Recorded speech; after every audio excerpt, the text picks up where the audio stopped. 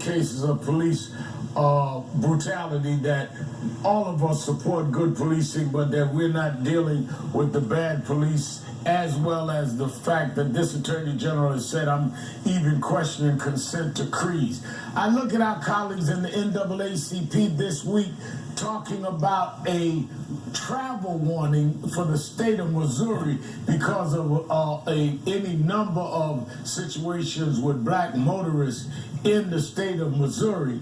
And yet, in the midst of all of this, I look one morning and ministers are in the Oval Office laying hands on President Trump and praying and saying, God bless him and strengthen him in what he's doing, without questioning what he's doing. That's why I think some other faith leaders need to come and say, we're not here to condemn the president, but we're here to uplift justice and fairness. While y'all are blessing this, let's look at what is going on.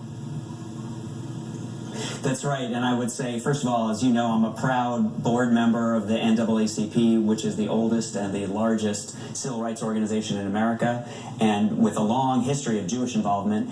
And we all ought to be concerned when the NAACP state conference in Missouri issues a travel warning. This is a state where 75% more likely to be pulled over by law enforcement if you're black than if you're white. And, you know, we need to be concerned. We need to be concerned that we have 2.3 million souls incarcerated in America, more than any other country in the world. And if you are a black man, you have a 1 in 3 chance of going to prison.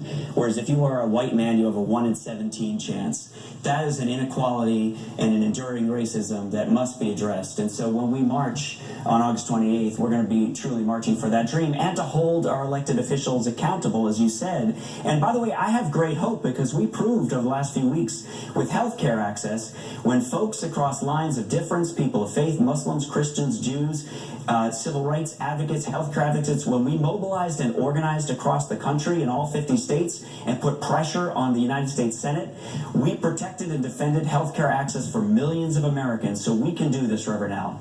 Reverend Tulis, you've been on the front line with me and others from Staten Island with the Eric Garner case to Ferguson to voting rights in Selma, commemorating that and fighting these voter ID laws. You've worked with what I call the coming new guard of National Action Network and other legacy organizations.